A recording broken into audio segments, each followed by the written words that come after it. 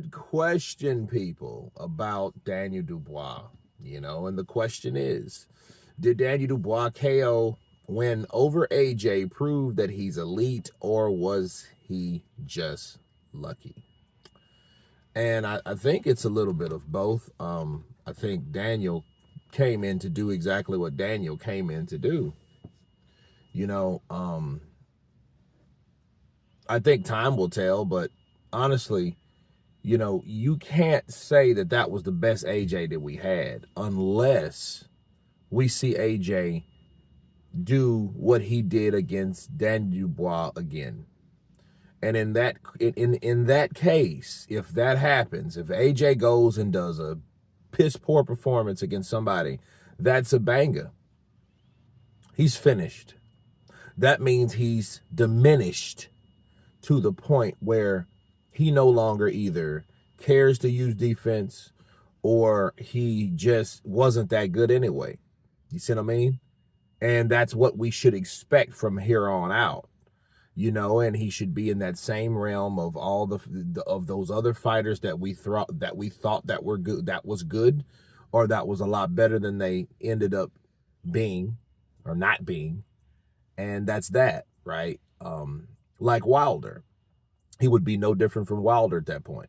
Like, oh, he's better than Wilder. Well, obviously not, because what he's learned in all this time, he was not able to even practice and keep as a reminder for defense. You never want to give up your shield, your ability to defend yourself. And so if you can easily discard that information based on someone that you just recently started training with that pumped your head up, well, that speaks for itself, because, a lot of people are saying get rid of Malik Scott to Deontay Wilder on his end.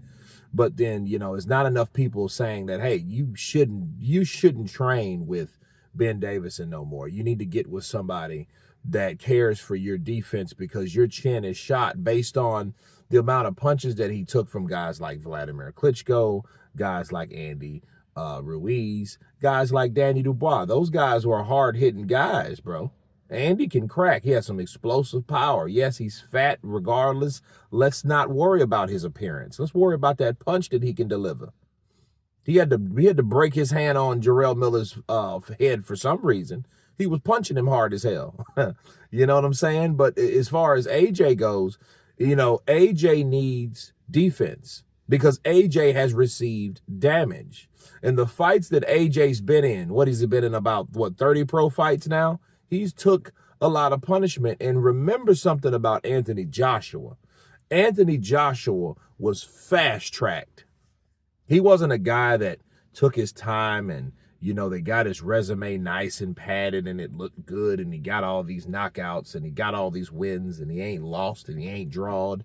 You know what I mean? It was different than that. In his 16th pro fight, he was fighting Vladimir Klitschko for the WBA supremacy of that belt. He had the IBF. Remember that. So it was the IBF, and then he was fighting for the vacant WBA against the former king that was thirsty for revenge and redemption, because Tyson Fury ran out on his ass to get high and do whatever he wanted to do after he upsetted him with a win. Right? So, that was a fast track. So Joshua probably didn't learn what we thought he learned. He learned a lot of things like a crash course and shit, but he really didn't learn things that he should have learned with basic fundamentals again and again and again, from fights that he had time to practice and develop that craft and really solidify those defensive skills. You see what I'm saying? So saying all that, people, to say this about Danny Dubois. Did Danny Dubois get lucky? We'll tell. We'll see. I think both of those guys have to show us that they're able to deal with the challenging styles thereof. AJ with Dubois, sure, I would want to see that fight again, because we want to see what AJ can do to improve. If he shows no improvement, okay, everything I said was correct. If he is, that means that he had a bad night. You know, he's either really good or he's really bad, right? Okay, there you go. And he ends up beating Danny Dubois. Then we will tell. Well, if Danny Dubois gets that Usyk fight again, we'll then be able to tell if Danny Dubois has improved his damn self. Because see, Danny Dubois, everyone thinks, oh, he's better. You know, and then I look at it like, I don't know about that, because he hasn't fought anyone with that type of style similar to Usyk to know how good he's got. You know, for all we know, he could do the same silly shit that he did the last time in the 9th round, in the 8th and then the 9th, right? Or in the 7th or then the 9th. You know, he could take a knee and don't get up until the 10 count. You see what I'm saying? Like, we don't know that about Daniel yet.